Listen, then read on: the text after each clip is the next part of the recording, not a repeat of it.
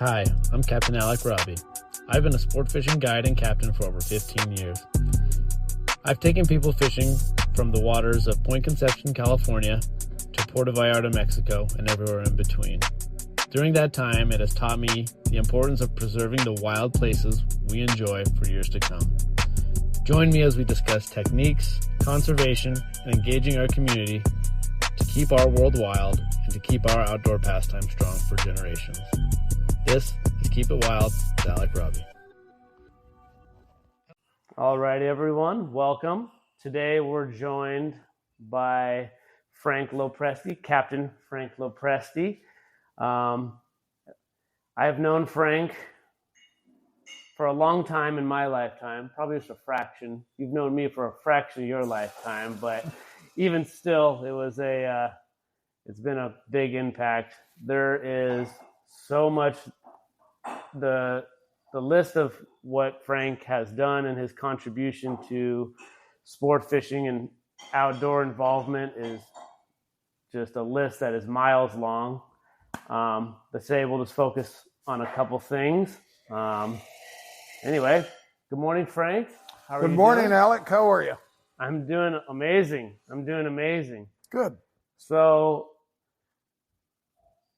today I mainly want to talk about the San Diego-based long-range fishing. It is, in my view, it is one of the most unique experiences in the world to fish and just connect people to the wild islands and places that are, for lack of better words, not inaccessible, but hard to get to for the common person unless they live in a small village in Mexico and what have you. But either way, I think like 8 specialized boats departing out of San Diego for multiple days at a time, up to 20-day trips, a lot of 8-day trips, 10-day trips. So it's these trips that are basically giving the average person a yacht-like experience, connecting them to the untapped waters of Mexico.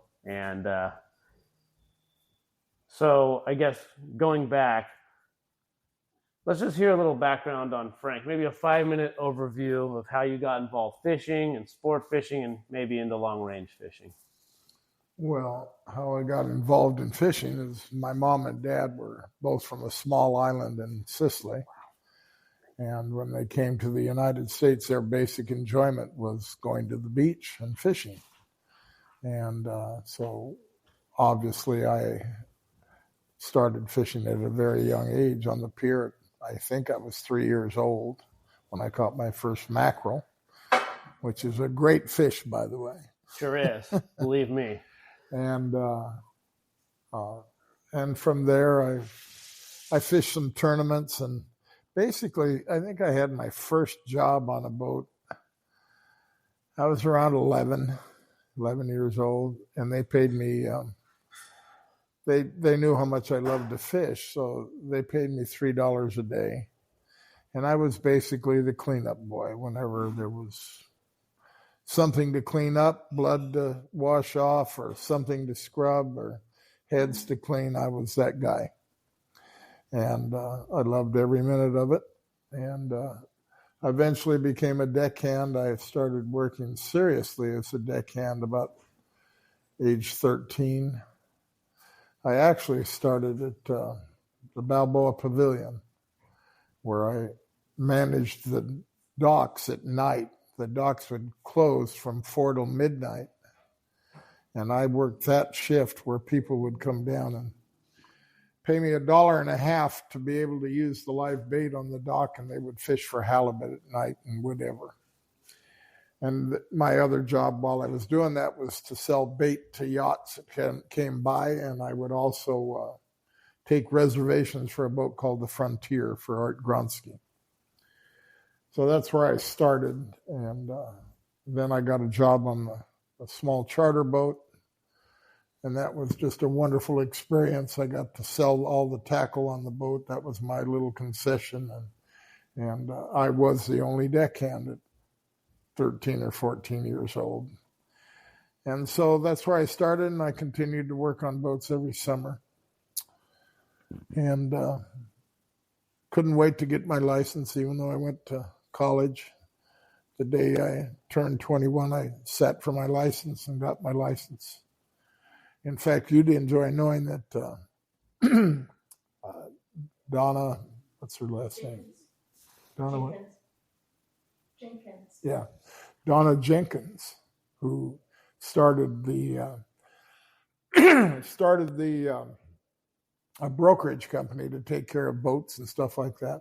Mm-hmm. She was in the Coast Guard, and she gave me my test for my license. Oh, nice. And it was in a little teeny office in downtown San Diego. Wow. It's pretty cool. So different than it is nowadays. Yeah, very different. Wow. Anyhow, and then I worked basically up in Newport Beach, and then I saw that the future was San Diego, and I got to know Bill Poole by the fact that at that time albacore fishing got good off of Catalina, and the San Diego boats were coming all the way to Catalina to fish albacore. And bait was very, very tough in San Diego. And for almost a week straight, we would pass bait from the Sea Raider, the boat I worked on with Spike Taft, to the Green Racer, Bill Poole's Polaris. And, it had one of those open windows, and he got to know my name. And so a few years after that, soon after I graduated from college, I called Bill Poole and told him that I wanted to buy a boat. And he said, well, do you have any money? I said, no, but I work hard. And from there, it's kind of history. I mean, a boat that Bill had built for somebody, the captain decided to go on to pursue other things, and I got to take over that boat, and I can remember it very clearly. Bill Poole was a guy that was very quick and specific. There was no BS. And I remember he was building the boat Cape Polaris in Newport Beach, which I got to watch that boat be built. Didn't know that someday I would own it. But anyhow, he called me down to his apartment. I met him. I was very excited because I knew it had to be something good. And in 3 minutes, basically, he told me, here's the deal. You can have the boat. You go down, take care of it, get it ready for the season. You get 50% of the profits towards the purchase price. The galley profits are yours. And that was the deal. And I just stood up and shook his hand and said, deal. And that's where it started for me. Awesome. Well, I know between then and now, there's been such a tremendous amount of, there's things that have happened. Boats been purchased, not just boats purchased, but either financing or helping others, and just paving this so many different ways for so many different people. But I guess specifically to the long range fishing, that, like you said, Bill, would you say Bill kind of pioneered it from the beginning? I would say that Danny Palm and Bill Poole. Danny Palm and It Bill wouldn't be Poole. fair not to mention Danny Palm. Mm-hmm. Danny Palm and Bill Poole pioneered it. The electronics weren't all that great then. No, that's when captains had to be and yes, do what we get tested on, but every single day. And a lot of the stuff was not only uncharted, but unknown. I'd say the guy I worked with most through that period was a guy named Don Sansom. Mm-hmm. And that's how, we ended up naming the 23 Fathom Bank the golf course. Mm-hmm. And the reason why we called it the golf course is because in those days, and when you found a high spot, you would mark it with a buoy and a flag. Mm-hmm. and we had like 15 flags on that thing. Right. So we called it the golf course. Mm-hmm. And eventually, obviously, we did away with those flags because you learned to run course and time from one spot to the other and watch your meter and learn from that. And the funny thing about it then is all we had was a flasher. Mm-hmm. We didn't have a graph meter then, or at least I didn't. Mm-hmm. And so that's how we learned to fish a lot of the areas, the 13 fathom, the 23, and lots of other places. And for those of you who aren't familiar with what Frank's talking about, these are places where there is no visual cues, hardly any. You're offshore. The visual cues are what he mentioned. When you find a spot, they would put these flags just for their own reference. But until those flags were there, you had to just pay attention to what nature was giving you, be it birds or life or whatever, run it over with your boat, see how deep it is, flasher, and make, connect all these dots, which we connect dots when we fish nowadays, but it's just so much, I would say it's just so much easier to call it. It's a walk in the park now. Walk in the park. Yeah. But anyhow, back then it was, it was easy to miss a bank because once you got to Hippolito, once you went south, say on an 8-day or 10-day, once then you had to cut offshore.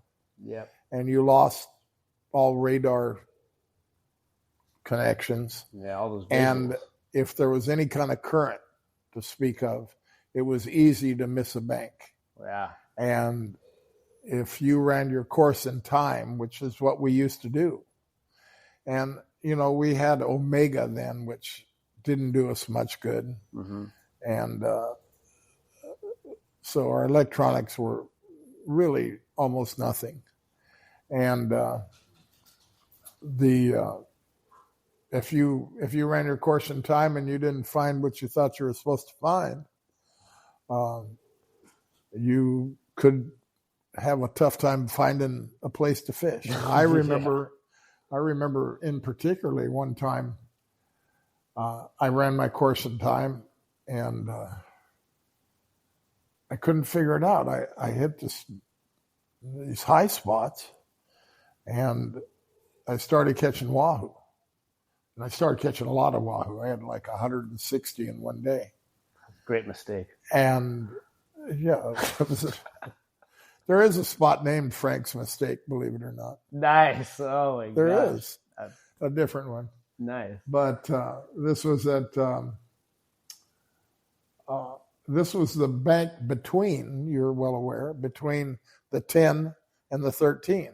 Mm-hmm. I came up on that bank and I didn't know what the hell it was.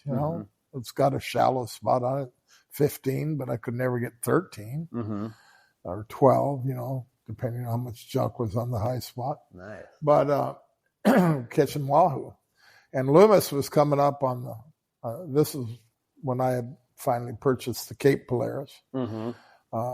I was on the Cape Polaris, or then called the Searcher. I had to rename it the Searcher because Bill had the Royal Polaris. Mm-hmm. Steve Loomis was running the Royal Polaris, and he wanted to know where I was. And I said, God, Steve, I really don't know. So he finally said, just leave me a buoy, and which I did. And he came in day after I left. I'd really caught all the tuna and wahoo I wanted. Mm-hmm. And he came in several days later, and it took him a little bit to figure out, but he figured out where I was. I was on that middle bank. Mm-hmm. I've never seen wahoo fishing that good there since either, by the way. I kind of believe really that. Crazy. Yeah. Whenever I was working with Tommy, I'd be, you get a couple there on the upper high spot, 2 or 3 maybe, but God, it was amazing. The place was loaded with tuna and wahoo. So, and I can tell you of other skippers back then. One skipper was coming on he was on the qualifier 105 at the time, and he was going to Aleos Rocks. Mm-hmm. Missed it. Spent whole day trying to find the rocks. Mm-hmm. Finally gave up and just headed for the beach and came in at Hippolito. Oh, wow. And then started his fishing from there. Yeah. So it was easy to miss a whole bank, Right. because according to currents, as you know, currents can throw you off in 12 hours. They can throw you off 5 to 10 miles. Right. Now, it's funny nowadays, the standards for a catch are so high. You know what I mean? Everything, time is money, 8-day trip, X amount of days here, X amount of days there, yada. When you were putting together, or, I mean, it sounds like these trips were already kind of rolling by the time you entered, but like, how is the view on it? Is it just like jump on an 8-day trip for the adventure and see what, like, just trust the cap, there's not a whole lot of destination because there's quite a bit of mystery still out there and just high levels. Like, do they just, what do you think that I think the attitude of the people then was just, we're going to catch a lot of fish. And this guy up top he's going to get us to where we're going to catch him. I love that. And it was, the attitude of fishermen today is much, much better than it was back then. Oh, really? Back then it was catch all you can get. Ooh. I don't know what I'm going to do with it, but I want all I can get. Right, right. I mean, I can remember one passenger in one day catching 54 yellowtail. Good Lord. Okay. We had 1,000 that day. And that was at San Pablo. Mm-hmm. And it was just,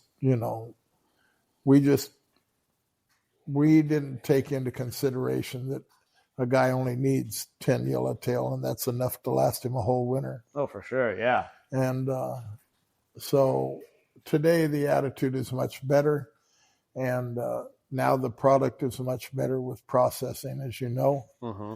And people have to pay a pretty penny for processing, so they're more careful about what they keep. Yeah, for and sure. There's much more hook and release today. Yeah. So kind of the theme of this show is there's kind of 3 core pillars. There's technique, kind of experiences, so just, kind of the stories to share with the people. There is conservation and engaging the community. Kind of one thing you just mentioned there was a huge jump from back then to now in regards to, conservation, just being aware of what a resource and knowing not only to not kill as many, but how much to really utilize and, like you said, take better care of it and process it. And it's just, so that, that's a huge benefit to sport fishing is honestly conservation. A lot of people, I know speaking with like-minded fishermen, we all are on the same page, but in the general, the general swath of people, they don't really think that a person who kills and harvests and eats an animal like fish, they don't think that those individuals doing that are we are the best stewards of all the outdoors, the resources, because we want it to be there. Just like you saw back in the day, there's 100 or I don't know how many yellowtail. You said 50 some odd yellowtail that gentleman caught, and now it's 10's okay.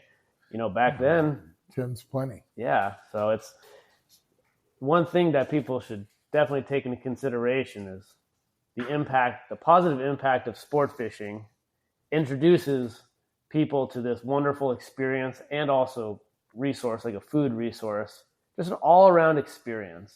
Well, what people have learned to do is to enjoy the moment. Oh, yeah. When you really think about it, what really hooked you into fishing? Mm-hmm. It was getting that bite. The first bite you ever got is just amazing. The feeling that you get, and I still get that feeling. Nothing's better than getting bit. It's a rush every time. I don't care how many times you do it. Whenever you get bit, it's a rush. And the feel of pulling on a good-sized fish, or even a small fish, even if it's a calico bass, it's still the rush of getting bit, getting the hook into that fish, and then when you catch it, take the hook out and throw it back. Yeah. It's still a rush, and and people are learning today, or people have learned that the attitude now is I think Taka Tanaka puts it best. Mm-hmm. Taka tells his groups, we're going fishing, we're going to have fun, and if we catch fish, it's a bonus. Yeah. It's a lot about camaraderie and good fellowship. what I've noticed with the individuals and groups that have that outlook is they inevitably have some of the best trips when they're not, I don't want to say picky, but when their attitude is of that, this good fishing happens. If you're going for 200-pound tuna and you're catching a bunch of 80-pounders and you're just having a good time trolling, oh, okay, I kept a couple, release, yada, troll for wahoo, and then, one morning that wolf pack of 250, 300-pounders swim through and they get this, a wonderful hit on these fish of a lifetime. But that attitude just carries through of just, we're fishing to fish for experience, and then just one of those baits goes into a trophy fish, and it just always seems to work out better. Like, with sea bass also, it's like if you're disappointed you don't catch a sea bass, I don't know, to me you're kind of in the wrong game. But if you're in it to fish, there's perch, there's calicos, move a spot, just a bunch of bycatch, yada. And then it's the pursuit for sure. The pursuit, yeah. It's such a primal. I don't know. I don't mean to dig way back in human history, but like you said, the bite triggers something, I believe, in every single one of us. I don't know if it's like a survival thing back in the day when you caught a fish and you fed your family or what, but I think it's an adrenaline rush every time. Yeah. It's in our it's in our DNA. It's the only problem is I can't satisfy it. Yes. That is, well, it's one of the best problems out there for sure. It's the best for sport fishing, that's for sure. Best for sport fishing, and I don't know, life in general. It gives you something to pursue, and I love that. And so many of the passengers I've taken out, I'm sure you have too. It's just like their goal for the year. It's like, let's live for that pursuit. And I've seen it takes people in such a positive direction. I think we've got a guy that fishes with us. I'm sure you know him, you remember him, Bruce Postumus. Mm-hmm. He goes on a trip. I've never, ever seen him tag a fish. And I don't care whether it weighs 200, 300. All he wants is an estimate, and then you cut it loose. Yeah. And that's his enjoyment. Absolutely. So, and he loves doing that. And he makes at least 2 18-day trips a year. I mean, 18, that's sometimes 3. That's amazing. Those trips are so amazing. So we got on a little tangent here, but that's exactly what this is all about. An 18-day trip, straight up loading San Diego, and you have 18 days to fish. You have 18 days to go somewhere, see a new environment, catch what's there. Big tuna, wahoo, there's all these random trevally, these jacks. It's truly like a fisherman's paradise if you go into it with that mindset. It's just a wonderful thing. But I guess backing up, because we started on the kind of the earlier days of long range fishing. So the attitude was go to catch fish. We're going. So Bill Poole and Danny Palm kind of started that. Yep. But obviously there's some spots and regions that you had a little influence on going towards, like Clipperton Atoll. There was a Cocos Island trip. Like what? I don't know. I have the desire to go to so many places in the world, but to be able to put together logistically and get a group of people to sign up for it too is definitely a challenge. Like how did you come up with those, to take those first trips? I came up with Clipperton through a commercial fisherman. What was his name, honey? Fished with. I can't say it. I can see him. I can see him too. I can't think. He's married to. No. I'm talking to the old guy that fished with us, that sewed the nets and told stories. God, no. God, I can't believe I don't remember his name. Hang on just a second. Got to check the records here. No, I got to call Keo. God. Okay, you're still under anesthesia. I love it. Oh, shit. Anesthesia does crazy things to your, when you come out of that cloud. Sure does. What you need? The opposite.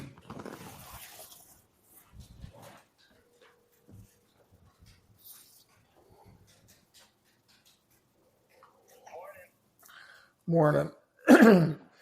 My wife says it's because of the anesthesia I went through. I cannot think of two names. Somebody's trying to interview me. And what's his name that had the bait boat that fished with us and went fishing with us all the time? Herb Gale. And then what's his name on the boat that fished Hurricane that we started processing from? Herb and the black boat, the seiner. Jimmy Bunn. Thank you. How did I find out about Clipperton? We, at that time, we had a commercial fisherman, a good friend, that owned a commercial bait boat. By bait boat, I mean that they use the lift poles to catch their tuna. Right. And their skipjack and their albacore and everything else. Herb Gale was probably the most successful, one of the most successful commercial fishermen in the business. And Herb started fishing with us after he sold his boat. He really didn't fish much. All he did was tell stories and fix nets and fix gear. He was just such a storyteller that people just gathered around him to hear all the stories about when he was fishing commercial lobster at Cedrus and catching commercial grouper at Cedrus and all of that. Anyhow, he told us about Clipperton and how many trips he'd been there and how great it was. And so that put an instant desire in me to go to Clipperton. So we were the first sport fishing boat to ever go there on the Royal Polaris. So your motive was hearing his stories, and were the guests that were around him get fired up? Like, I want to go there too. Like, No, it was me that got fired up about going there. Nobody talked about going there. And you're just like, this is what's happening. I just thought, well, why can't we go there? And so it didn't take long before I set up a trip to go to Clipperton, and we did fill it, and it was a very, very amazing trip. It was just unbelievable fishing, but the fishing was I would say a sidebar, because just the atoll itself with the palm trees, and we did get ashore, and all the crabs and the amount of birds. It was impossible to troll for wahoo, because I wouldn't say impossible, but it was hard to troll for wahoo because, number one, the tuna would grab the lures. Number two, the birds would dive down on the lures. And I can remember stopping the boat because we would have 3 or 4 booby birds on one lure. Wow. And we'd have to wind them in carefully and turn them loose and, start off again. And we finally figured out that the only time we could troll was early in the morning, right after daybreak, and just before dark, maybe an hour before dark. Wow. Because by then the birds would be back on the nests, and in the morning they were a little slower to get off the island. Wow. But you could not troll in the middle of the day. And when you saw a bird school that would be on a bunch of fish, it was just amazing. It was like just something out of nowhere to see the amount of birds in the air and how they would all just hit the water. I mean, you were talking about 50 to 100 birds hitting the water simultaneously, one after another. And it was just an amazing place to be. And it was quite the thrill, and the fishing was off the charts. And we've been there many times since, as you know. I think, probably 15 trips altogether. I'm not sure. Because one year we ran 4 trips down there, and that was because of Rollo's death, we weren't allowed to fish the Revillagigedos. So I'd say maybe 12 to 15 trips. I don't remember. I'd have to go back and look. Yeah. But anyhow, it's the last trip there was a disappointment, and it's too bad it was such a disappointment because their fishing was tough and the sharks were thick. But that's any place in the world, just you go to Hurricane Bank one day and or 3 or 4 days in a row and you can't catch anything. You catch 2 tuna and 3 wahoo for the whole day for a bunch of people, and you're wondering why are you staying there, and then all of a sudden it turns on again. And when you think about the atoll at Clipperton, you think about all that water around it and where all the bait could be.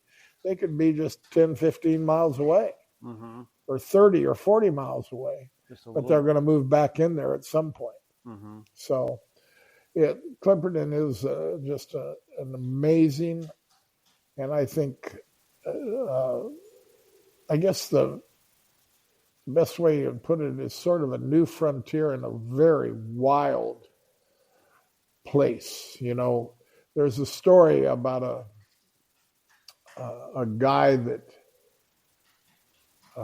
he was having trouble with the law, if I remember right, and he got off of a boat and was going to stay on Clipperton for who knows how long. And he built a little hut, and he had several bags of grain, Mm-hmm. and he suspended them in the air in his little hut. Well, rats, mice, and everything else just ate him alive. They ate everything. Oh, So, gosh. And it's true that if as you know, the temperatures can get very hot at Clipperton. If you were walking around the island and you weren't hydrating yourself well enough, you could very easily pass out and probably never wake up because the crabs would eat you alive. So it's a wild frontier. Yeah, does not care about technology or what species has what hierarchy in this world. It's And as my wife often points out, it's just amazing when you really think about it how few people have ever been there. yeah. We've taken some radio ham radio operator trips there and put Yep. them ashore. But when you think about the amount of fishermen and the amount of people that have been to Clipperton, it's just a tiny, tiny amount. It really is. And that's kind of what I'm trying to, I won't say emphasize, but it's you, because of that story and him firing you up, you brought that to, I don't know, I like to call it just an average person. You made this incredible place accessible to this demographic of people, which is incredible. Now, my question is, did it live up to his stories? Oh, absolutely. Oh, Absolutely. Lived up to what he said all the way. Even when we had some trips that weren't so good. On the first couple of trips, I can remember Tommy Rothery free gaffing 250-pound tuna. Oh, man. Okay. It was crazy. I mean, one night we started catching fish right after dark, and they bit until daybreak, as wide open as you could want it. Right. It was just crazy, crazy fishing. And there were other times where we had our problems with the porpoise eating our baits. Mm-hmm. It was hard to fish because the porpoise would eat every bait, where, that doesn't happen many other places. It has wahoo, but it doesn't have a big concentration of wahoo. If you were there for 6 or 7 days and you caught 100 wahoo for the time you were there, that'd be pretty good. Mm-hmm. So probably the fishing that's most fun when you go to Clipperton is taking the skiffs and letting the people do the inshore fishing. By inshore, I mean fishing in 20 to 40 feet of water. Mm-hmm. The amount of jacks, the grouper, just wild, crazy fishing. In fact, my wife caught a world record blue star jack there. Wow. Yeah. And it's people actually enjoy the fishing with jigs in closer to shore as much as they enjoy the tuna and the wahoo fishing. I bet. Every bit as much. And so it got to where people would, if somebody said, well, I'm too tired, I don't want to go on the skiff, you didn't have any problem finding a volunteer to go back out again. Remember that firsthand. I remember that firsthand. That's very true. Yeah. So people just enjoyed that. And there was just so many things that made Clipperton so much fun. Mm-hmm. So it was a great place. And it is a great place. And would I like to go back again? Yeah, I probably would. Not probably, I would like to go back again. Yeah, don't kid us. Of course you would. Yeah. So if anyone should have their fill, it might be you, and you're still fired up. No, I still like. There are some guys that have, there's a couple of skippers that have made trips after we did to Clipperton, and they have told me they don't care to ever go back again. Yeah. Whereas I enjoyed it every time, and I still do. No, that's an incredible thing you bring to the table is the consistency of passion and fire to sport fishing as a whole, but especially to the these wild places like long range, San Diego based long range fishing and all these places, and that's just definitely carried over into what we have today so well. Herb Gale was actually the one that turned me on to go to Cocos also. Okay. So that was quite an adventure because it was so long. We had to go all the way to Costa Rica and then board our passengers in Costa Rica and go and fish Cocos. And we got to fish several other islands also. And that was a wonderful, wonderful experience, especially those people that went on Cocos. Mm-hmm. It's the island of hidden treasure, supposedly. Uh-huh. And nobody found it, by the way. And if they did, they probably kept this. I wouldn't expect them to tell anyone. But it has beautiful waterfalls, and it's another very wild place. So, how many days did that take from like San Diego to San Diego? I believe it was it was over a month. I'd imagine. Because it was like 10 days by the time you got to Costa Rica and 10 days back. So, and the trip was like 16 or I think it was like 15 days long. Mm-hmm. From Punta Arenas, yes. Okay. Wow. Gosh, how was that place like live fishing wise too? Tremendous amount of sailfish. You've never seen so many sailfish in your life. Jeez Louise. And not the regular marlin, but blue marlin. Mm-hmm. Fair amount of those. And big Dorado. Oh man. And what's the redfish? Pargos or Pargo. Couple of different kinds of pargo. We got a lot of pargo. Our tuna fishing was disappointing to us because I think we only had one that was in the 200-pound category. It was mostly 80 to 140s. Mm-hmm. And there was plenty of that. But, a lot of people had the vision that it was going to be loaded with 300 pounders.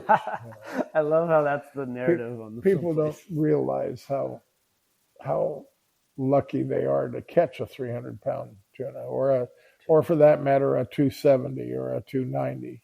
I think even just like 200, like I don't think we realize how lucky we are that the accessibility to the Revillagigedos and Hurricane Bank was for tuna, yellowfin tuna over 200 pounds. It was one of the most consistent places to be able to do that because a big part of the world is like 80.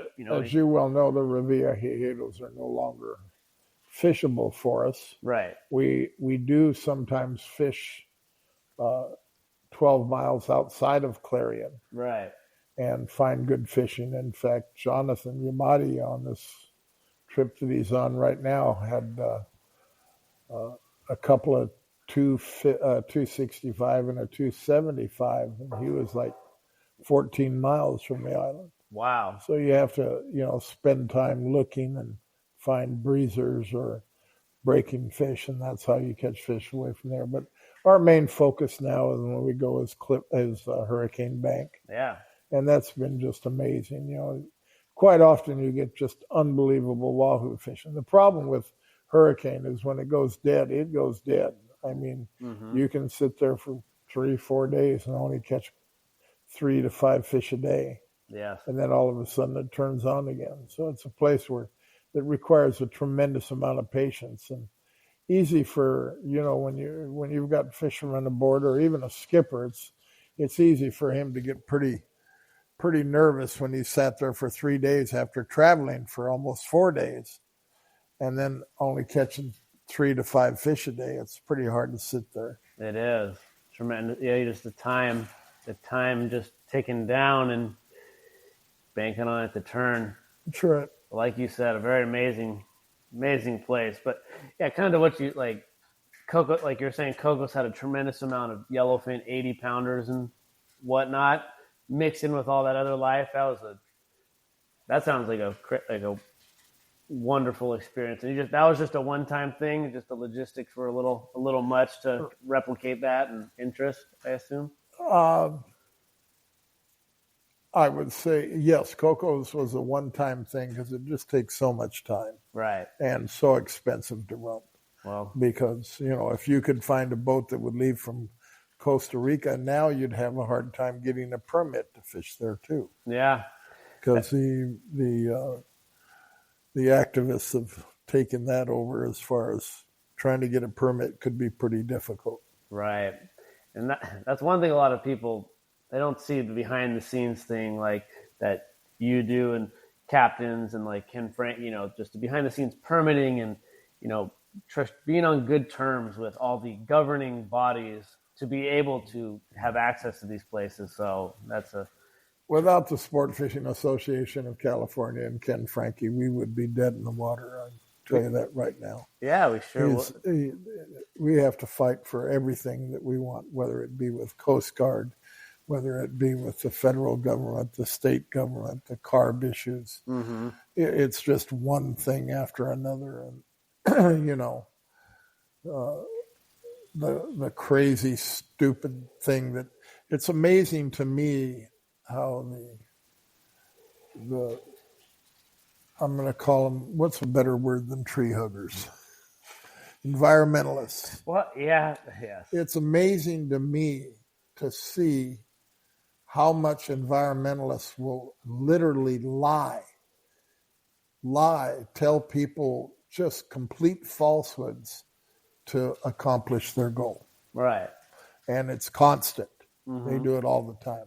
And I'll give you a perfect example. They recently, CARB said that one sport fishing boat emits as much fumes as 165 school buses. Oh, man. CARB came out with that right on their website. They said sport fishing boat? One sport fishing boat. So we have had to go through extensive testing, and we've just completed it recently, and it's going to be coming out pretty soon. I don't know the exact number, but it's a fraction of that. Right.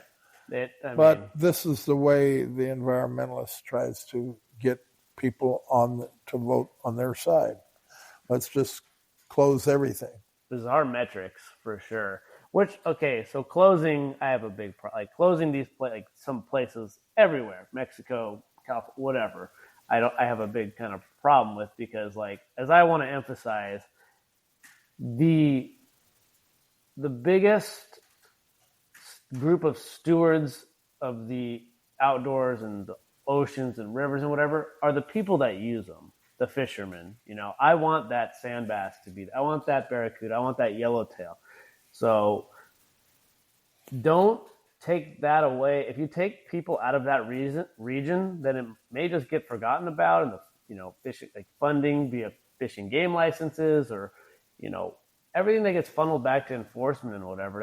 It's kind of a vicious cycle. It's not I don't think it does very much good to just close things down like that, because now it just becomes like, I don't know, people just look at it from the beach and just see no boats, which is, in the short term, it's like, oh, look, everything's bouncing back or whatever. But, what about in 20 years when they're like, oh, it's The worst part of it, Alec, is that today they don't even get the proper science to back them up. They just pick stuff out of the clear blue and throw it up there, and if it sticks, it sticks. wow. And it's, that's why we've had to. It's a battle, and that's why I say without the Sport Fishing Association and the money that the whole industry contributes to keep it going, because it requires lobbyists in Sacramento, Yeah. lobbyists in Washington, D.C., attorneys in Mexico, trips to Mexico by our mayor and the whole SAC team. It's expensive to keep everything going. And it's our sport fishing industry that keeps it going by what we contribute to SAC, which indirectly comes from the fishermen. Okay, I was going to ask, how do they get funded? So it's part of the fair. Right. It's just that, it's just sport fishing today. People I often get a kick out of people trying to figure out. You see them sitting in the galley trying to figure out how much money you make on a trip. Oh my gosh, yeah. And they have absolutely no idea the costs of being in sport fishing, the maintenance, all the different things. It's just crazy. It's probably one of the toughest business, in my opinion, that you could ever get into to make a good living at.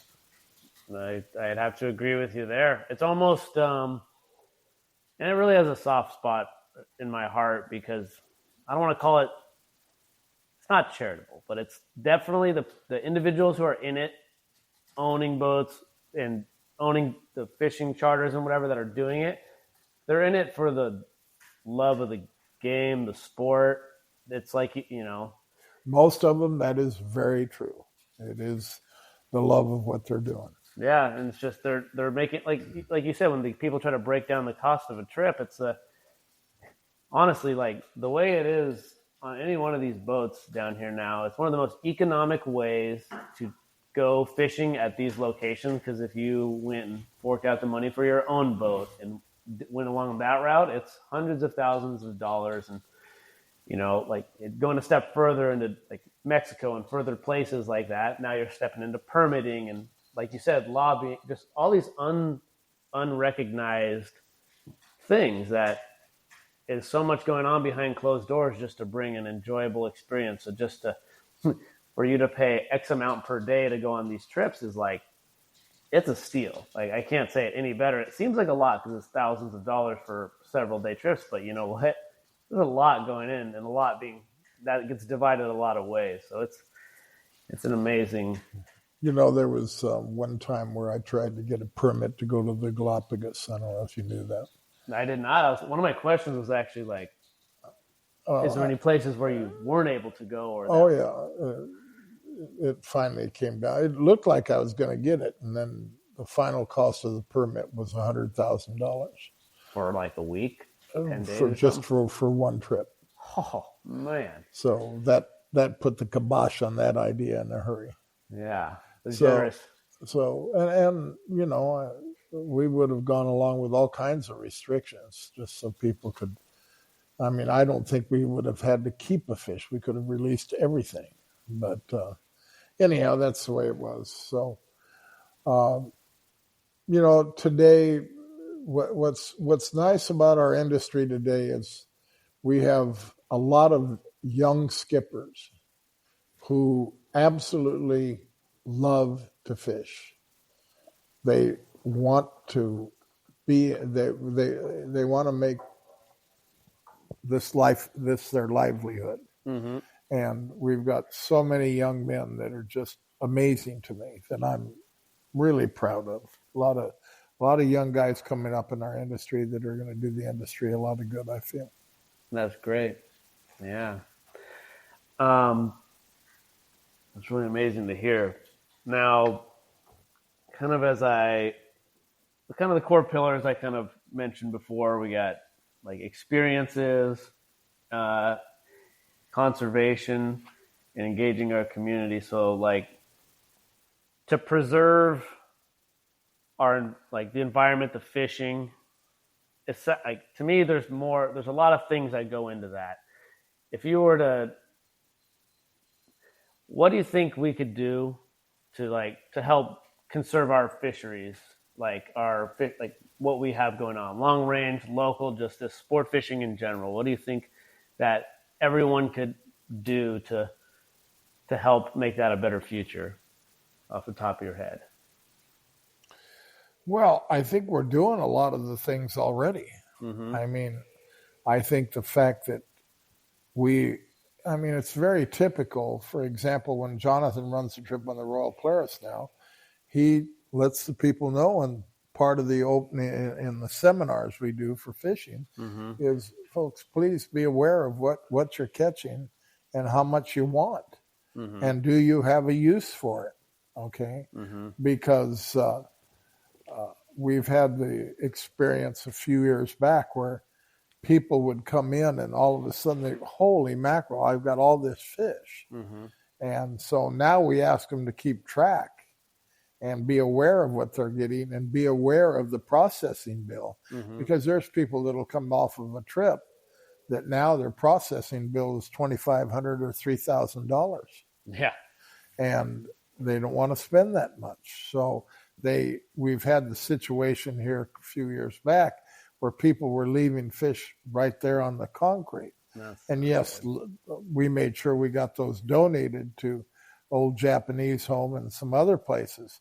But now we try to get the people to be aware of, hey, do you really want 750-pound tuna?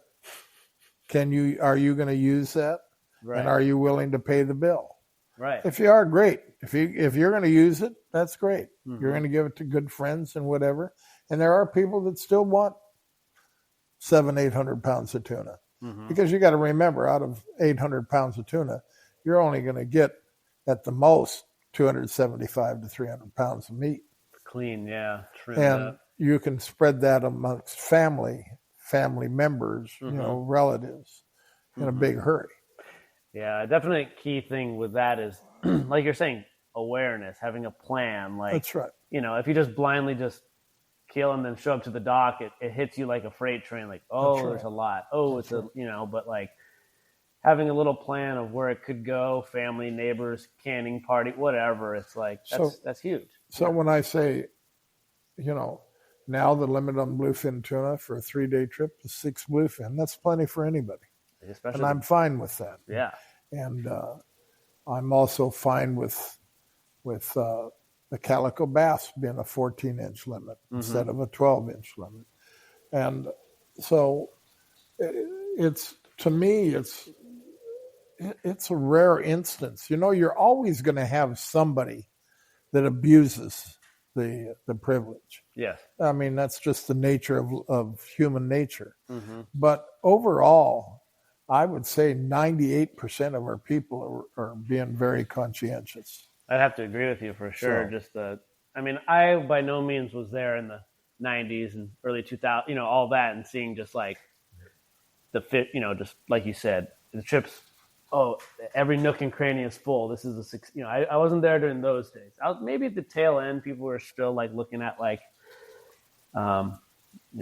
we filled 3 fish holds or whatever. But like, definitely there was a hard transition to like becoming more aware of like the quality that is associated with their tag and being, held accountable, and just the awareness that came along with it. So that's huge. I think that's a great part. Recently, like I said, we give fish to the Old Japanese Home, people that want to donate to them.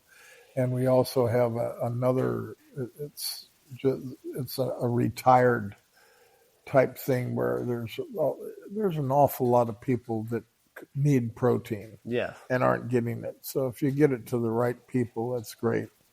And that, to me, that's part of what God created fish for. Yeah, feeding for sure. I also think that a great key to conservation is not so much just the in the moment killing or releasing a fish. It's a lot of like the preliminary work. So like even as simple as like going fishing is actually a huge part of conservation. Buying a fishing license, buying a half-day ticket, because it promotes what you're saying. I'm telling you stuff you already know, but I just want people to understand like every bit of the things that are associated with that goes to agencies that care or should. They go to, like you said, they fund Sport Fishing Association of California, which is just nonstop fighting for the areas and permits and all these regulations. So just want to emphasize that. And just simply caring. You get like taking someone fishing, taking a kid, taking a new person, getting them what you said, that bite, having that feeling overcome their body, it changes people, and it associates them with the water, it associates them with the ocean, the river, and they're going to be associated with that for the rest of their life. So I think taking kids fishing is the most important thing. And when I say kids, I'm not just talking guys, boys. I'm talking we're starting to get more and more gals fishing. And, the gals make very, very good fishermen. And just getting kids out fishing to me is really important. That's why we have a nonprofit called the Friends of Rollo, or Rollo's Kids, it's now called. But that's just a super important part of keeping kids out of trouble, giving them a passion. I often tell the story. We took a bunch of kids from Father John's orphanage out fishing, and I went on the trip. And there was this one girl. She was 16, 17, something like that. Pretty mature for her age.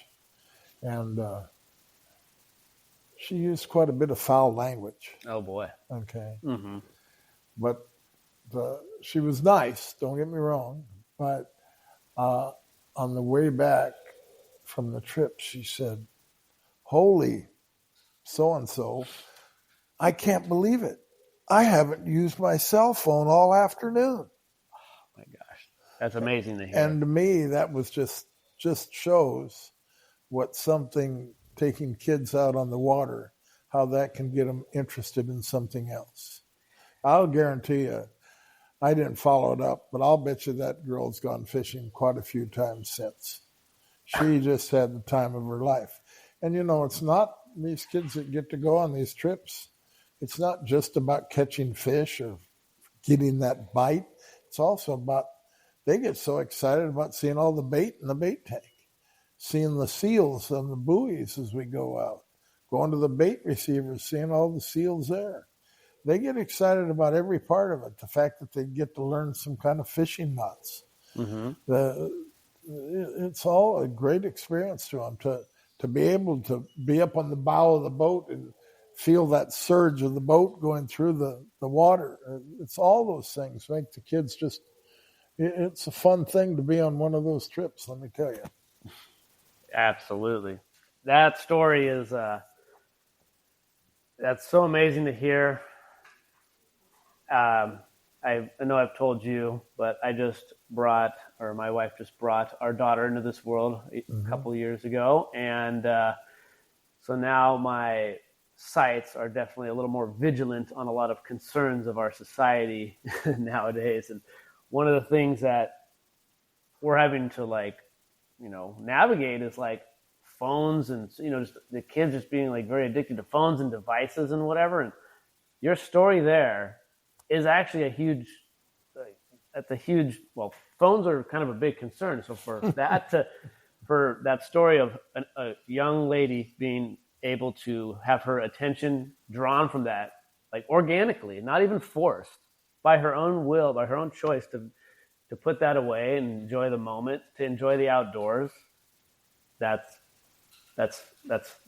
really amazing to hear in this day and age. So, well, I'll tell you what, when you take these kids fishing, you don't see them and a lot of them have phones, but you don't see them with the phone in their hand. They're just into what they're doing. It's such an experience for them. That's amazing.